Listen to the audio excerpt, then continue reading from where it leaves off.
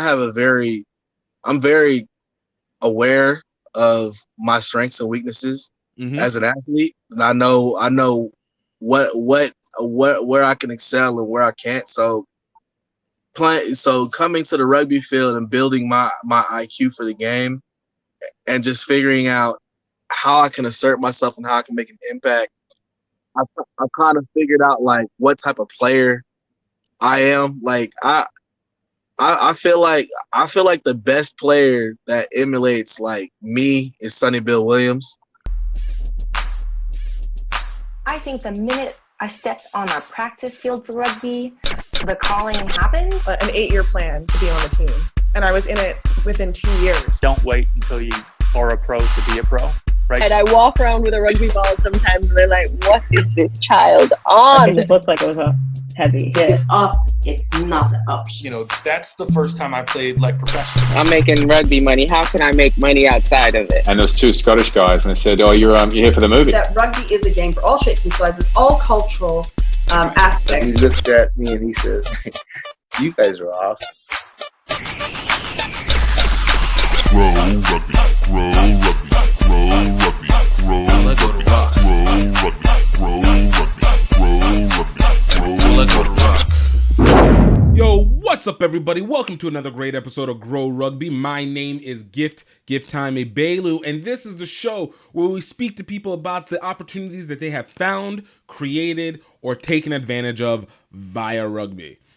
Y'all, hey, look, I'm gonna apologize to you. It's been crazy, you know. This is the preparation to get into marriage, to do a wedding is always a crazy one. I don't think anybody can ever deny that, but man, it takes it to another level whenever you're doing it across two countries in two different continents, let alone just doing it in your own area. So it's making getting the podcast done and getting guests together a little bit more of a difficult process for now. But don't worry. It will come back together. I will not leave you abandoned from the information that you need to have to know these amazing people that are doing great things within this rugby sphere. And guys, we got a great one for you today. I got a great one for you today. I don't know who we is. We, you know, the producer, the host, the editor, you know, all that good stuff. But before I mention who it is that we have coming in, please, I want you to please take the time. Please subscribe to this on YouTube. Please check this out or on the podcast itself on Apple, Spotify, Amazon, iHeartMedia, just wherever it is that you typically listen to your, streaming service. Facebook now, apparently, you know, wherever it is that you listen to, that is where it needs to go. Like you need to listen to it, and please throw some comments and reviews on there. Absolutely subscribe and follow, and of course, share this with your friends. Share it with your friends and the family. If you guys aren't listening to the current episodes, take them down to past ones. Listen to some of these great people and what they're doing, what you can add and be able to help and be part of that community, because we got an amazing rugby community happening here. I'm telling you, some amazing people to talk to. And as things get more and more relevant, whether it's PR7s or whether we got now the All Blacks game coming up this week, or see, I'm dating myself, so let you guys know. But whether it is HSBC Sevens tournaments or RAN tournaments or whatever it is that's going on within the rugby verse, man, we're going to try and make sure to bring in the people that add context and stories and not just stats and play-by-plays in any sense of the way, because, the more you get to know the people, the better the sport gets. I'm telling you, this is the best reality show that hasn't been watched as often as others, so we want to mark that up. But as far as who we have for today, we got a really special guest. I guess you guys know I am an HBCU rugby enthusiast. Love to be able to see it. By the way, shout out to Howard Women and Howard Men for doing their thing, and Howard Women getting their first 2 wins back-to-back in their inaugural 2 games against John Hopkins and Towson. Shout out to Kirill Guthrie with her foundation, and Catherine Aversanu coaching for the women over there, and big shout out to the men, Tito and getting started for their season and everything like that. So we got some great there's some great things happening within HBCU rugby now as we get closer and closer to the HBCU Rugby Classic. Look out for the announcement on the dates. It's coming incredibly soon. It's just been delayed because of life. But we have, I'm coming back down, Prairie View A&M's Malik Johnson. Actually, let me correct it. The founder, one of the co-founders of Prairie View A&M Rugby, the second ever rugby club in the USA, the second ever HBCU rugby club in the USA, and first one in Texas, and probably, I would argue, maybe the most active and largest one at this point. I think Howard is trying to come for their money, but we got a chance to talk with him, get more of the backstory of how this program got started and what's been going on. It was a very interesting conversation. Enjoyed it. I appreciate Malik for reaching out and being like, yo, let me tell the side, because, we've been adding the Prairie View A&M people, and we're continuing to add all the HBCU. If there's an HBCU rugby program, they're going to be on this. They're going to be on Greaux Rugby. All right? We're going to get the story on Greaux Rugby. So one way or another, we're going to go make that happen. And I think you guys are really going to enjoy this. But in the meantime, guys, if you are interested in getting a new website, getting an e-commerce store, and you guys know if you've been watching me online, I've been really pushing e-commerce and putting some stuff together for that. You guys want to go and utilize Green Geeks. It is the premier web hosting server. It is better than GoDaddy. It kicks Bluehost's butt, in my opinion. It takes out anything that you can pick up from your typical run-of-the-mill host. Green Geeks offers multiple options to be able to not just build your website, but also to be able to promote and to be able to create the best communication styles. For me, I use it for every single one of my sites, and I have not regretted one bit of it. And you guys can get it for almost 60% off for your first year if you guys use the link down below in the descriptions. And you guys, you will not regret. You can bring on as many sites as you want, unlimited, and you guys are only going to be paying probably about $6 to $7 per month to be able to get it on for this first year, and you will not regret it one bit. You can even purchase your first domain name through them or use somebody else. But Green Geeks, absolutely recommend that you use it. And of course, guys, don't forget to go check out Rugby Outlet Mall. I know we've been talking about the switchover about to happen, and the switchover is about to happen. Black Friday is going to be coming up very, very soon. Guys, you want to get your presents for Christmas, hook up your family, represent, take it down. Yo, check out some of our iconic rugby gear. Check out the HBCU rugby representation. And of course, just hook it up from top to bottom, making sure that you got the dopest gear that's going to be here when it comes to rugby rep and community love. Continuing to always want to be able to develop and grow the game and include you in whatever it is that lets you be able to rep who you are more and more. So definitely check out Rugby Outlet Mall and use promo code GREAUX Rugby, GREAUX Rugby, for 20% off all HBCU and GiftTime rugby gear. That includes iconic rugby stuff. So guys, I hope you have a great one. Now I'm not going to hold it off any longer. I'm going to listen and check out the awesome Malik Johnson, Prairie View A&M co-founder. Check it out. Grow Rugby, Grow Rugby, Grow Rugby, Grow Rugby, Grow Rugby, Grow Rugby, Grow Rugby, Grow Rugby. What's up, everybody? Welcome to another great episode of Grow Rugby. My name is GiftTime Bailu, and we got a incredible P all up in here, coming straight out from Prairie View A&M, and we're finally gonna get this story. We've been working on this for the last couple of years, but we're gonna get the story.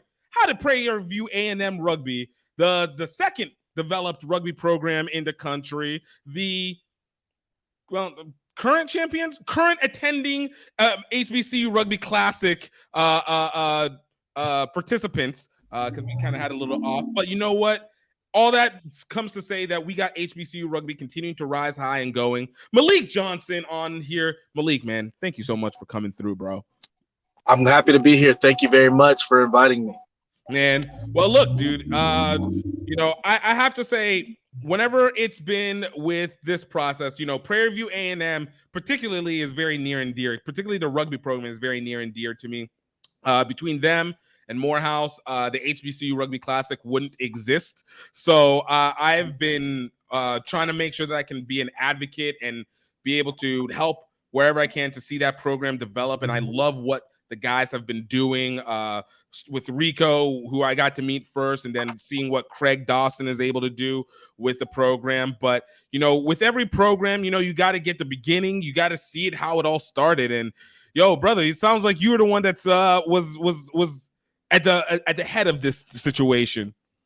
Well, I definitely did the bulk of the work at establishing the infrastructure. There was definitely more that I wish I could have done, but the fact that I was able to get us into a conference and get us established to where we were official. That kind of was pretty much all me my freshman year. Yo, I love that. I love it. It sounds so much like Rashad out of North Carolina A&T. So I'm excited for this. But before we get started with Prairie View A&M, I kind of always say, and you said you've heard this, so you're gonna hear the same thing. Every superhero has an origin story. So I want to be able to make sure, you know what it is. Malik, brother, how'd you get started with rugby? With rugby, that's a crazy story in itself. Okay, so right, so my senior year, my senior year of high school, I was playing football as most rugby transfers in America come from. They come from a football origin. Mine was the same. I had worked hard to get recruiters for myself. I was going to the Nike Combine and everything like that. What was your position? Running back and linebacker. Nice. Right there. And I was, I was trying to focus. I was trying to focus on getting recruited as a linebacker and hopefully switch to running back once I got to college. I had gotten emails and calls to my mother from Air Force Academy. Nice. And my senior year, I kind of got through under the bus. We lost our first games, like something like 40-7 to 6 or 60-7, something like really bad. And yeah, it was a throwaway game, and the coaches knew that we were going to lose, but they needed somebody to pin it on, and I kind of ended up being the fall guy, the only person that ended up losing their position, and I got benched for the whole season my senior year. And the recruiters stopped calling and everything, and that kind of just like ruined my my athletic career as far as football was concerned. And I was working at Buffalo Wild Wings at the time. While I was still a senior, I'd already quit the football team, and two women from the Dallas Harlequins team, the women's club, the Division I women's club, they had came in looking for somebody else. And, me being the curious guy I am, I started asking questions. Well, what's rugby? What's this and that? And, they kind of laced me up on it. Wait, and, are you based out of Dallas? Are you from Dallas originally, or?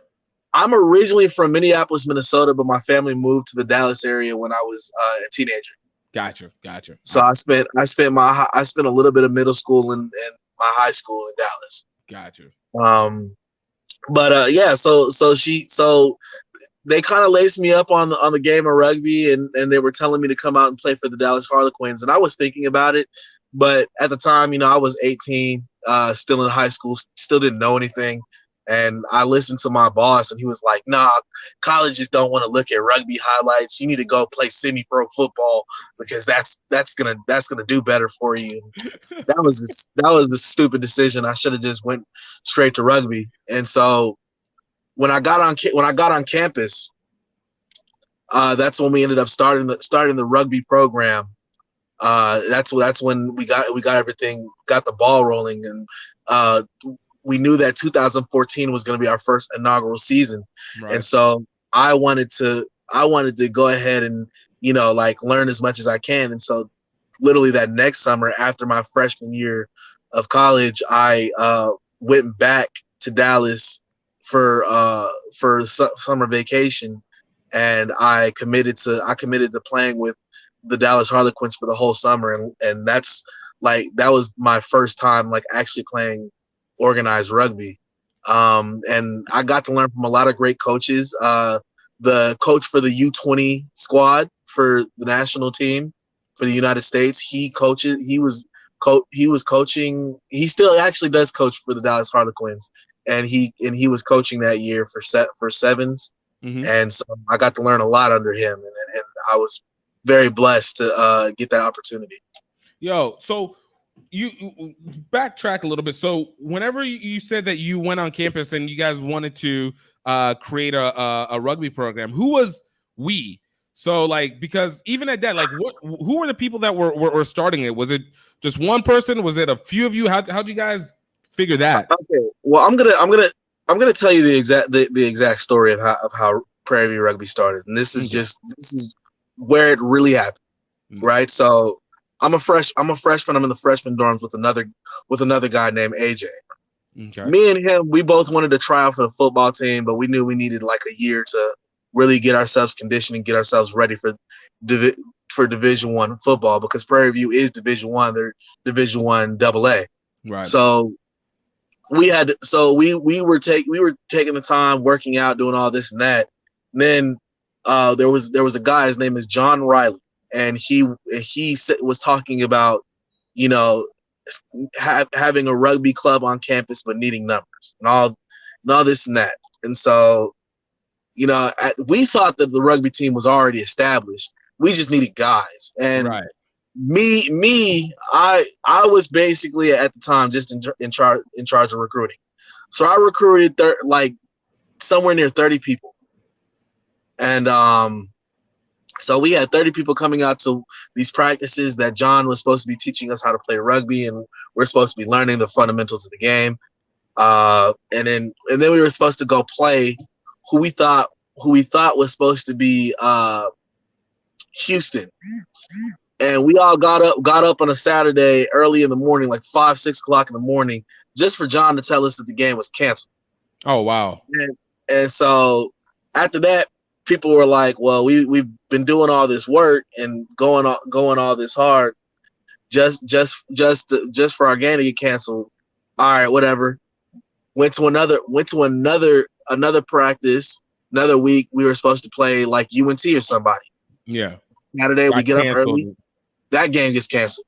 So after that, we lose a whole bunch of people, and we're trying to figure it out. So I had to recruit more people, and then I'll never forget this. We were supposed to play LSU. John told us we were playing LSU. Got up early in the morning. That game got canceled. Lost another 30 people.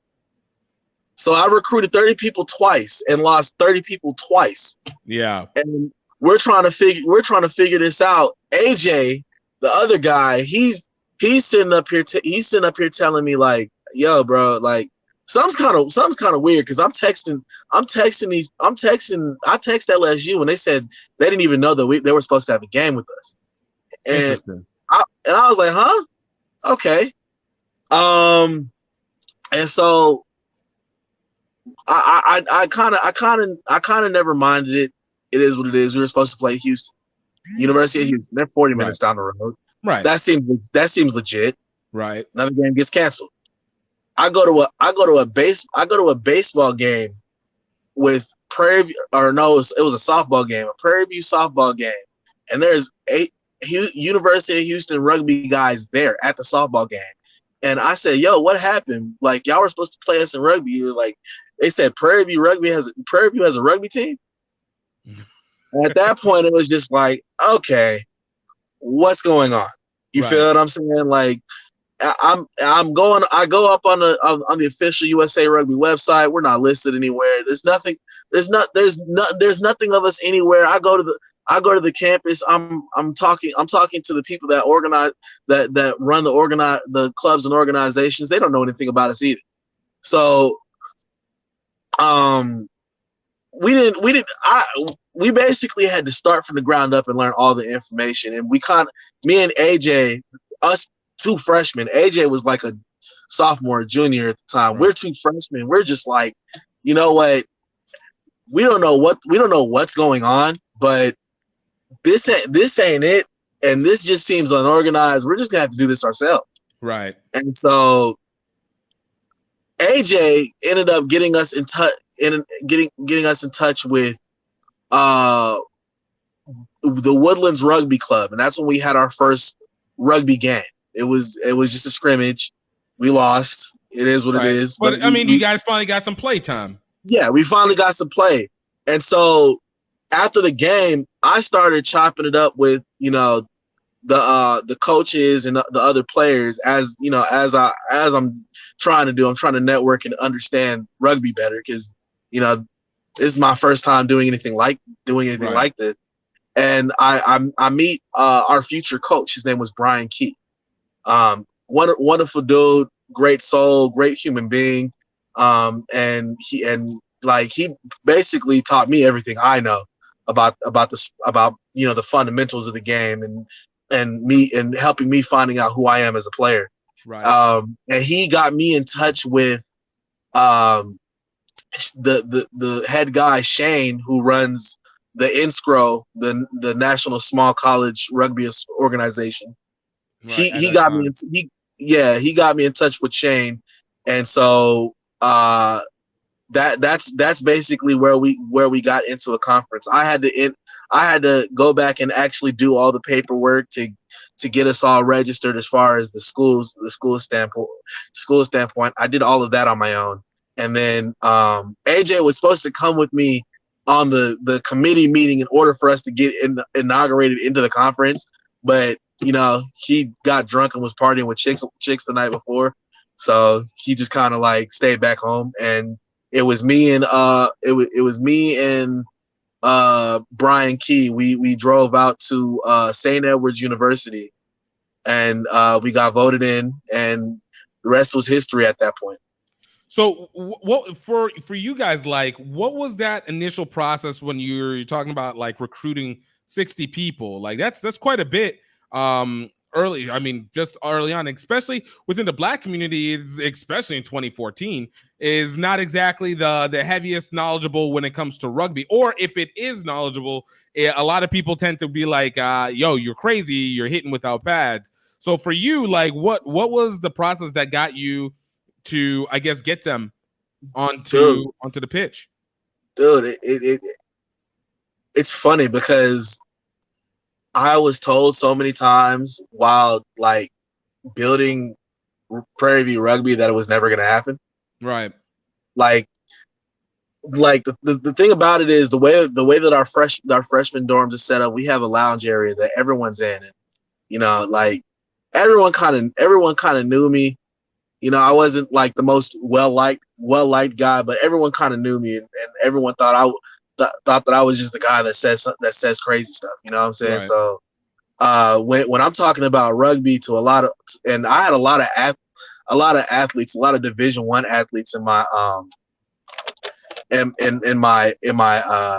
in my dorm. So a lot of them were just like, what rugby? Like, no way, it's never gonna happen. Da, da, da, da.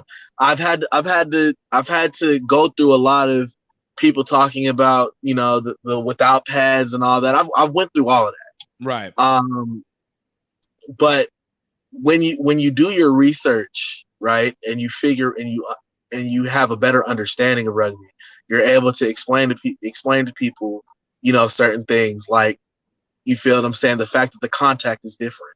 Right. And as I got along, and the more I talked to people, and the more I, got comfortable trying to recruit, the more I was able to say, hey, you're less likely to get injured in rugby than you are in football, because, it's wrap-up tackle. It's not kill shots. It's not leading in with your head. So, and then bringing up the fact that the New Zealand All Blacks flew out to, Seattle when they were during their Legion of Boom era to teach the defense how to go into contact and how to tackle. And the fact that they didn't really have too many injuries in their reign, it was an easy translation for somebody from that comes from the football lane to digest. Right. Yo, okay, that makes perfect sense. I love that. Like, you know, it's always been like I said, it's always been an interesting process of being able to explain to people that, I guess basically to kind of fight the mythos of rugby on trying to see like, yo, like it's a tough sport. People are tough. Yes, we get it, but it's also like not reckless. Like it's not blood sport, even though. I mean, sometimes it can get bloody, but it's not blood sport the way that people have it in their mind, you know? Right. So, no, I love that. For you, like when you were setting it up for you though, as a person who had initial aspirations as a college athlete, especially if you're getting looked at by Air Force and their wing T offense, you know, what was the space that you felt like rugby was able to, I guess, kind of fill in that element for you? Well, the thing about it was for me, as far as just like high school, I never had like grand like ideas of like becoming like an NFL player. Mm-hmm.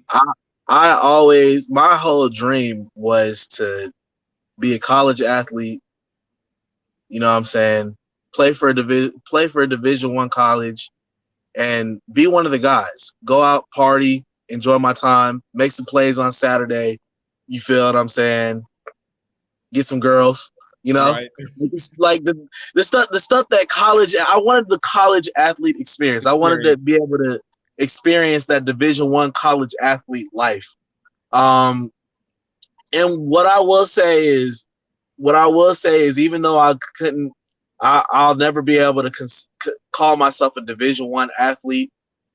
I did a lot of the things because of rugby that I said that I wanted to do. Word. I've gotten girls because of rugby. I've made plays and made a lot of, even though a lot of them didn't get recorded. I've made a lot of great plays and did a lot of great things on the field. And I have a highlight tape on YouTube that's like 4,000 views strong. So, nice. You know, like I will say that as far as just like accomplishments goes, with my college career with rugby, yeah, like I can't be mad at it because I left it all out there and I did the best that I could. Nice. I do feel like, you know, there was more that I could have accomplished, but you know, I'm not mad at where I'm at. No, I'm happy to hear that. Happy to hear that. So you're in your freshman year. You're starting to play rugby. Your family is your family knowing about the rugby life early on, or was it one of those where you're just kind of like, yo, I'm living the college life right now. If they need to know, they need to know. Well, my family knew that I started the rugby team, mm-hmm. and they knew the history behind it. It being like the first HBCU in the state of Texas and the second worldwide. Yeah, and so, you know, my family is kind of bougie, you know. So it's kind of like they're like all about like achievements and accolades. So, you know, me doing that was kind of just like, oh, it's something to brag about. Yeah. But like after my freshman year, I really struggled with, because like building the infrastructure that was Prairie View Rugby and building that took a lot of time. And so my grades really suffered. So after my freshman year, like my mom didn't even want me going to Prairie View. Oh, wow. You know what I'm saying? So I like basically my whole time, like I'm finally now as at 26, have a year and a half left in school. Mm-hmm. Like I've had to basically do like everything on my own after my freshman year, because I kind of became the black sheep because I didn't like hold up to the standards academically that they expected me to. Yeah. So, but so like it was kind of a double-edged sword. Like when I first created it, everyone was just like, yay. But after my freshman year, and I had to kind of get that grind back into being able to be in good academic standing, you know, everybody just wanted me to just like not go to Prairie View anymore, like go to a community college, then transfer somewhere else and try to start again or whatever. So that's just what it was. Does your family have like a legacy with Prairie View A&M? Was there a specific reason why you chose it, or because TSU is like right near you, right? Not it wasn't a legacy. My mother went there after my mother went to Prairie View like back in the 90s, like right before she had me. And then she left after like a year or two because financial aid was screwing her over. Right. And so that was really my only tie to Prairie View. The reason why I stayed at Prairie View was because I kind of looked at it like, oh well, it's my life, so I want to do things differently. My mother quit it, but I'm the type of person like I want to finish what I start. Facts. So you know, and you know, I've done really good in my life about like not repeating some of my parents' mistakes. Of course, I've repeated, just like every kid, I've repeated some of them, but you know, I've also done good about, you know, not repeating some of my mother's mistakes. And I think that her not finishing at Prairie View was a mistake. Yeah, it's such a great school, and for all the BS that you go through, I don't regret continuing my education there. And nice. Yeah, I've just kind of kept it going. Yo, I love that. You know, I always say, you know, one of the things, the reasons that we do so, especially once you get into the university level, which is why I've never been an advocate of the anti-university movement, though I understand the cost advocation of the cost, people's issue with cost. I understand that. But there's an element that comes with it especially when you're young, 18, 19, 20, when you're in that middle developing adult stage where they're having that social transition point can help in more ways than just what it is for the academic side, but it helps for personal development and the characteristic development and being able to test things that you might not even be able to do typically in a real world setting. It's a little bit more protected, but it's freer than what you would have had in high school, you know? Correct. Most definitely. So for you, whenever you're doing this program, how long did you get a chance to play with them? With Prairie View A&M, with the rugby team itself? Well, let's see. Officially 4 years. Okay. That you get 5 years of eligibility, so technically I still have another year of eligibility left, but I'm not finna stress myself playing with that club anymore. It's a lot of stress, a lot of headache. But yeah, I played 4 years. I played 2014, 2015. We went on a playoff run, right? And unfortunately lost in the first round. 2017 and 2018. Okay, so we basically got the consecutive 4 years off of that.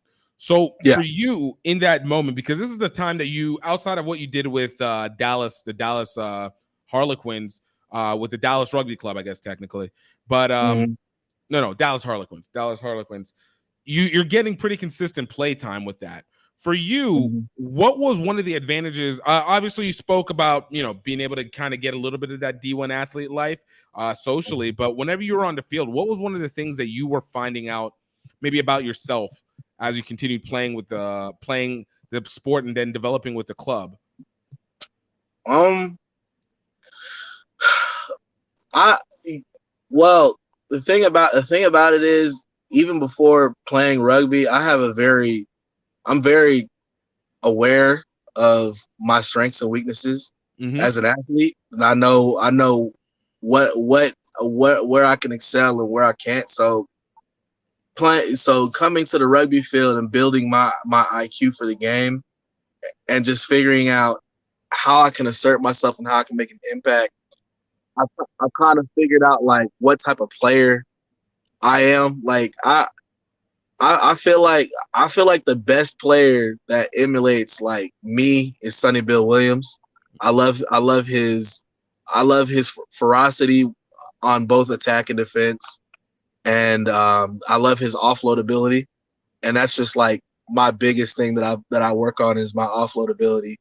Right. And I attribute that just to, you know, practicing passing. Like I practice passing. I pass to myself all the time, and so I would say that that's like over the years of playing, that's been kind of just like what I've been learning is my identity as a player, and the things that I can do well, and the things that I can work on, and what my peak and what my ceiling is. Right. Because I definitely want to be realistic about my expectations. Right. I definitely think that especially with the MLR, I think that it's very possible for me to make it there. I don't think that I'm going to be a star doing it, but I definitely think that I can be a decent inside center for somebody, and, you know, be a great facilitator and a hard runner. And I've had to learn that through a lot of trial and error, and a lot of practice that I attribute a lot to my time outside of Prairie View Rugby, and more towards being able to play with the Harlequins at a level up with better coaching. And I've also played for the New York Rugby Club for a time, and I learned a lot there. And now playing with the Houston Athletic Rugby Club, being able to play, you know, a step up and then go back to Prairie View, where the competition is not as advanced. It really helps being able to, you know, do certain things that you wouldn't necessarily be able to do at the next level up, or you have to work harder just to be able to do it. Right. So is a lot of this, was it kind of this process, a lot of self-discovery? Because it seems like there's a lot that you have a bit attached when it comes to what your time was with Prairie View, both as a university student and as a rugby player. Like, how much of that kind of pieced together, like, your own personal characteristics in its development? Well, I mean, I would say definitely part of it was a lot of self-discovery, because, like I said, after my freshman year, I kind of got cut off from my family, so I had to learn a lot about myself, because that was like I had been on my own before that. Like, I've been on my own basically since 17, but that was the first time. After my freshman year, that was the first time that I could definitely and significantly say that I did not have any family that I could just really rely on, and I had to rely on myself. So a lot of you know, a lot of playing with Prairie View Rugby and playing with other teams and interacting with other people, you know, it really helped me have a better understanding of myself versus other people. Because, like I said earlier, I'm very self-aware. I know that I'm not the most likable person. I'm a very blunt person, for sure. So and I get straight to the point. I don't sugarcoat things, and, you know, that to some people can be very off-putting, and it's not like I mean anything by it. You know, with it's not that I mean to insult anybody, but you feel what I'm saying? Like, you say things in a certain way, like, hey, you know, the way that you're passing, you're not supposed to pass that way. You're supposed to pass like this. And, you know, somebody might take it as, well, who the fuck are you to tell me that? Right. You know? So I've had to learn a lot about communication and work on my communication skills, and that's what rugby has allowed me to do, is learn a lot about myself, a lot about how I'm perceived, and how I can better display who I really am as a person. Right. Because I really do enjoy the game. Right. And I really want more African Americans to follow the game of rugby and find a new avenue, because we have all of these guys that want to be basketball players, all these guys that want to be football players, and there's so many of them. Only 1% of them get the opportunity. This is another lane, another opportunity for young athletes to be able to try to get to. And I've been trying my best to kind of be that figure of just like of promotion and development of African American rugby. No, I love that. And I obviously, for me, it's something that I think is particularly one. And I know in this day and age, especially when you have things like what we've seen with the Premier Sevens that just happened, and what you're getting with the MLR, and you're starting to see a little elements of it develop now into the national team. But you more and more insertion of ethnic ability, ethnic cultures, ethnic people, Black, brown, whoever, being added in, and especially within the Black community, being able to see the opportunities, not from just a field standpoint, but from opportunity standpoint, that rugby has been able to provide in that way.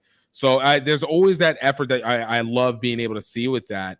But at the same time, it's like there's still so much of the personal attributes of the sport that still have to get overcome in some of its old history, that work to continue to build in like culture into the sport. Like continue to bring culture into rugby as opposed to just having rugby culture envelop whatever culture that you are. Does that make sense? Well, I mean, it's like my new captain on Hart, Houston Athletic Rugby Club. Yeah.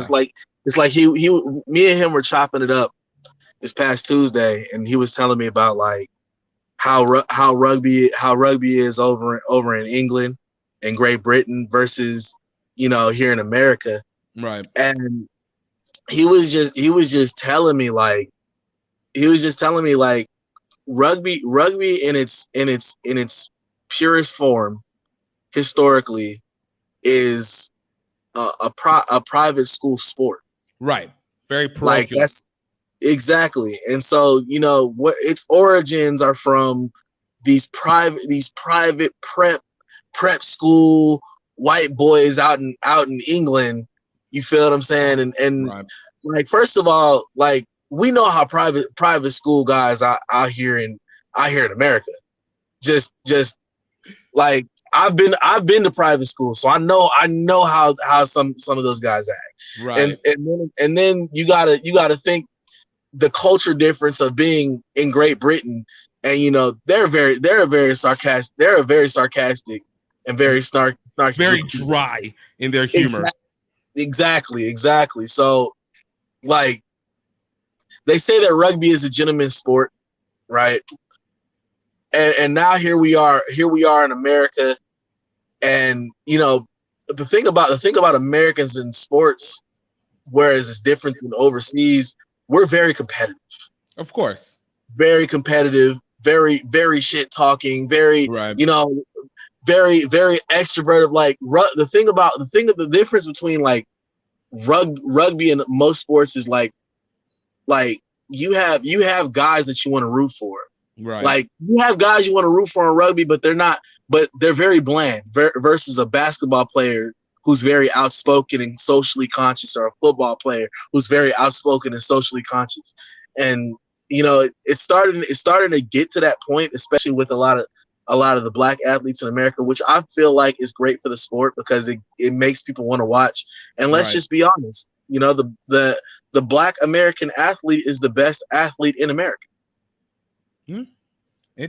Statistically, if we want to just go by statistics, Black athletes here in America are the best athletes here in America. So what better to build the foundation of rugby here in America than the Black athlete? And I think that there's accuracy to that, but it's even goes back again to like what inspires. And that I think that's also kind of one of the reasons why I always say it's important to recognize both opportunity and athleticism. less Correct. you find yourself being presented as another sport. And the worst thing would be, well, not that it hasn't already presented in a lot of ways, is to be another sport that is driven by overly, I'm not an anti-capitalist, but overly capitalistic white men who have a single vision of just utilizing the athleticism and disassociating the person. Like we can make the accusation for many other sports, and making sure that we actually acknowledge the legitimacy of what rugby is, which is an athletic sport, but that has such a global reach that you have additional opportunities that can actually range out from that. So I think that's actually the real power that actually works within the Black community, that you can still do. You can do the athletics, and that stands out. And obviously, that's one of the biggest key components. Better presentation on the field makes for better attraction, but also that you're capable of doing things off the field that's still in association, whether it's something from a media, whether it's statistical, whether it is language, whether it's political, whether it's geographical, doesn't matter. There's a range and ability to pop in there. But I would say that I would personally say that because of the global reach of rugby, I don't think it's ever gonna just totally be like completely capital. You know what I'm saying? Because that's what they tried to do with what was the rugby league that they had before MLR. Oh yeah, the Pro Rugby, or are you talking about the one that was out of Minnesota? I think it was Pro Rugby. I think it was called Pro Rugby. But that's you see how that they tried to run that more capitalistic, and it flopped. Because rugby is so much like soccer and just the culture. I truly believe that it's never going to be completely capitalistic, just because there's even at the club level, there's so much global reach. You could be at the club level playing with a dude that's from Scotland, right? Playing with a dude that's from Australia. You know, there's so much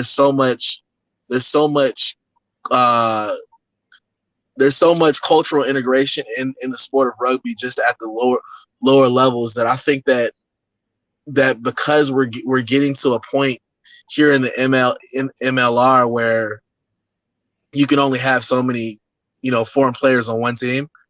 It's still gonna be very, very what's the word? It's still gonna be very culturally sensitive and culturally accepting. Yeah, I mean it's a hope and goal. I don't know if I fully agree with that in the sense that it hasn't. To be honest with you, I think it's actually a lot more now. I just don't think it's. I don't think the returns have, at least from a financial level, have proven itself to be. But I think this is a global issue. I could go into the geopolitical rugby element for days, because there's so much that goes in it. But one thing I will say is true, and that I agree with you fully. The impact of the grassroots levels of rugby impact far greater than the grassroots elements of other major sports. And correct. So I think that's where you see the most implementation of specific culture, whether from country to country. And that's when you get to see that kind of amalgamation into what we want as a global rugby, whether it's rugby union or league, though I prefer union, but rugby union or league, either or. I just say give it time. I say give it another decade. I feel like in another decade, especially with the MLR and how it's crazy how it works. Once America gets its attention on something, it always blows up, whatever it is. Right. I truly feel like with the rise of MLR, with the rise of high school rugby and youth rugby being better developed here in America, and with the rise of clubs being better developed and college rugby being developed, I feel like in the next decade we're gonna start seeing the profit of it both from a financial standpoint and from an economical and from a fan standpoint. I believe it's going to grow. Mark my words, 10 years. That one I do agree with. I think the more that we realize that it's an entertainment product, and the more that we treat it like an entertainment product, but we also it's going to be still a more amalgamated version where it still has the amateur. I feel like it's almost going to be very college football-esque without it being limited to what. Well, I mean, depending on what part of the world. I mean, for us, Texas, Louisiana, college football is life. But like, if we're going like the Northeast or something like that, then to where they consider it as it's a lower version, and it's going to find that middle ground. I agree on that one. Kind of top some things off because I kind of wanted to finish some things out with Prairie View because I do like the direction for you.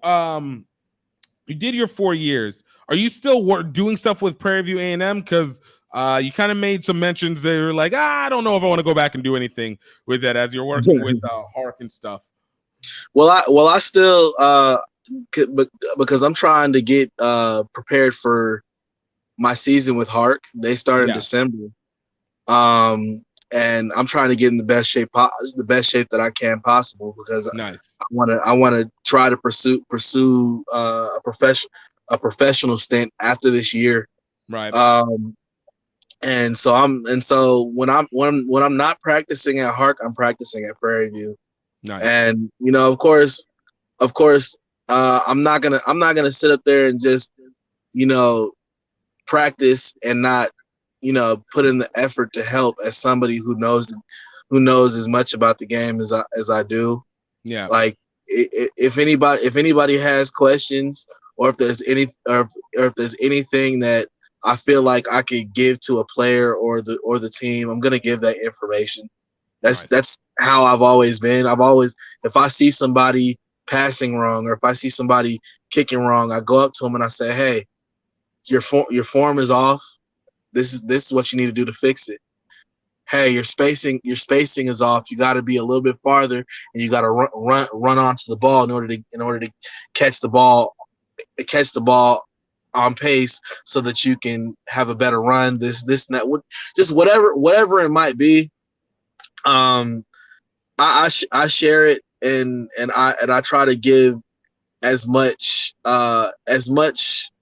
knowledge as I can to anybody that's willing to listen to it. And what I will say about this team that they have now is they're way more hungrier than the team that I had.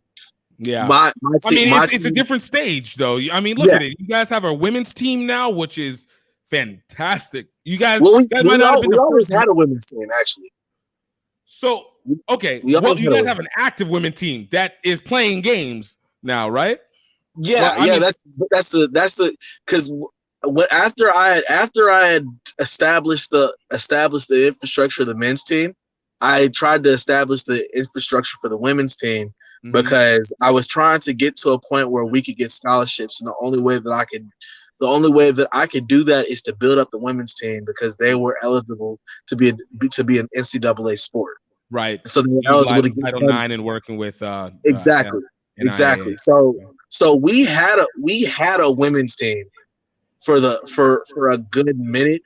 It's just we never had enough to where they could like play like consistent games. Yeah. And it just took them a little bit longer to get the numbers.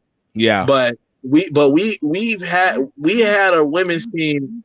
We've had a women's team in officially in the conference. Yeah. Just as long as we've had maybe a year, maybe if you want to say it, if we want to say technically we didn't have them in a conference until 2015. Yeah. We had a women's team just as long as we had the men's. Nice. Well, I love what they've been able to do. I mean, look, again, I'll say being the first women's HBCU team is HBCU women's team is just dope on its own. And being able to see them play was awesome, especially the competition that we put them against, whether it was helpful or not, but you definitely watch them develop over the course of the HBCU Rugby Classic. So I'm excited to see what they do, and especially now that Howard has their women's team up and active. I'd love to be able to see that coming together for the next HBCU Rugby Classic, and we are going to make that try and happen by any means necessary. So I'm definitely excited. Definitely excited. For you, like when it's now seeing what you started with Prairie View A&M, what is it that you feel is the future for the school's program? The future for the school's program completely depends on them. Like I said, they are much more hungrier than the team that I was on. The team that I was on, we had a lot of dogs, a lot of athletes, but as a collective group, we didn't work that hard. Right. Like I was the guy. Me personally, I was the guy that showed up 30 minutes before practice and did extra drills. But not everybody practiced and had the work ethic that I necessarily had. This new team that's under Craig, I will say they are much hungrier, and everyone wants to get better. Everyone wants to work hard. Everyone wants to learn something new and bring something new to their team. Nice. So I will say that the future of Prairie View Rugby completely depends on the leadership and their ability to continue to get better. For the longest time, everyone has said both on the club level and on the college level that if Prairie View Rugby learns everything fundamentally, their athleticism is good enough to beat any team that they play against. Word. They have the potential to be a powerhouse. Prairie View Rugby has always had the potential to be a powerhouse. I truly believe that under the right leadership and the right grooming, it could become a Division I club and a prestigious club. So the potential's there. It all depends on them now. My time with them, unfortunately, is done. So there's only so much that I can do now. Right. But hopefully hopefully somebody comes across this interview that's on Prairie View Rugby that has big dreams and aspirations, and they can kind of pick up the torch where I left it and bring it to that. And who knows, it might happen in the next few years, but definitely the potential is there to be a prestigious club for sure. I love it. Malik, man, I really appreciate you taking the time to talk with me and to tell the story and give a little bit more insight into the development of Prairie View A&M. Obviously, we want the HBCUs to continue to grow. This is the third of many that are still coming, second of many, and obviously we're seeing more and more grow each day. So happy for the contribution and grateful for your time, man. Most definitely. Thank you very much for having me out. Like I said, I'm very appreciative. Y'all, thank you so much, Malik. I appreciate you taking the time. Appreciate you going through it and telling the story, because the story makes for history. The history makes for connection, and the connection always allows us to be able to grow and deepen out for the future. So thank you. And guys, definitely check out some of our other podcasts, some of our other shows. We had our 2 series of Developing Rugby, part 2 and part 1. Last time we've had some great ones. Maria Thomas of Trinidad and Tobago, Keisha Ann Downs, Vice President for Jamaica Rugby Union, Tiffany Faye.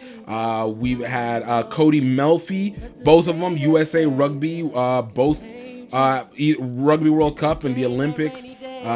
Just some amazing people. Just so much. Nia Tappers, Cheddar Ambers, Ryan Ginties, James Brunson of the North Philly Nomads. Just an amazing subsect and group of people to be able to work and utilize off them. So guys, I hope you guys enjoy. Please, I hope that I hope that you're happy, I hope that you're healthy, and most importantly, I hope that you know that you are highly favored. Until next time, cheers.